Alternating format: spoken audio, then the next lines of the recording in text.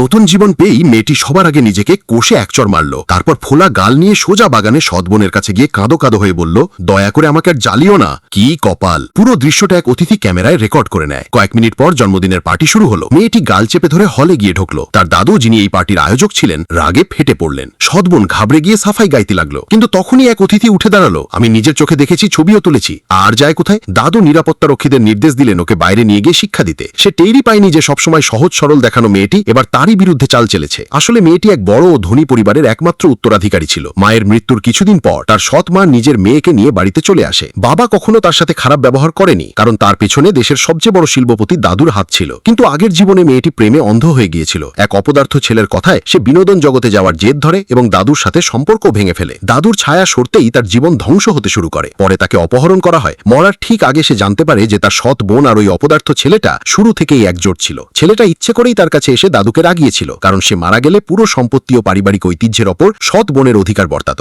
যখন সে আবার চোখ খুলল, তখন সে 2 বছর অতীতে ফিরে গেছে। আজ সেই দিনটাই ছিল দাদুর জন্মদিন। আগের জীবনে এই দিনেই সৎ বোনের প্ররোচনায় পড়ে সে সবার সামনে দাদুর সাথে সম্পর্ক ছিন্ন করেছিল। সেই ধাক্কায় দাদুর হার্ট অ্যাটাক হয় এবং তিনি মারা যান। এবার সে কসম খেয়েছে যে যা কিছু হারিয়েছে সব ফিরিয়ে আনবে, আর তার প্রথম লক্ষ্য হলো সৎ বোন। এজন্যই শুরুর ওই পুরো নাটকটা হয়েছিল। তখন সবার সামনে সৎ বোন কিছুই প্রমাণ করতে পারছিল না। নিজেকে বাঁচাতে সে তড়িঘড়ি বলে উঠল, আপনারা কেউ ওর কথায় কান দেবেন না। জানেন ও আজ এখানে কেন এসেছে? ও পরিবারের সাথে সম্পর্ক ভাঙতে এসেছে। ও পরিবারের কথা মানতে চায় না। ও বিনোদন জগতে যেতে চায়। এক অভিনেতার পেছনে পাগল। সেই যে অভিনেতার নাম নিল, সেই ছিল ওই অপদার্থ ছেলেটা। তার পুরো বিশ্বাস ছিল যে মেয়েটি এর কোনো প্রতিবাদ করবে না। কিন্তু এবার গল্পটা বদলে গিয়েছিল। মেয়েটি নিষ্পাপ মুখে বলল, ওই অভিনেতা তো সেই যার ছবি তুমি তোমার বিছানার নিচে লুকিয়ে রেখেছ। এটুকু শুনতেই সবাই সত্যিটা বুঝতে পারল। তার মানে আসল পাগল তো সৎ বোনই ছিল, আর দোষ চাপাচ্ছিল অন্যের ঘাড়ে। সে রাগে পাগল হয়ে বারবার বলতে লাগলো যে সবাইকে ধোঁকা দেওয়া হচ্ছে। তখনই মেয়েটি হঠাৎ বলল, হ্যাঁ, আমার একজন অভিনেতাকে পছন্দ, তবে তিনি হলেন সুপারস্টার অর্জুন মালহোত্রা। এই নামটা শুনতেই দাদুর মুখে হাসি ফুটে উঠল। পার্ট 2 এর জন্য লাইক ও সাবস্ক্রাইব করুন।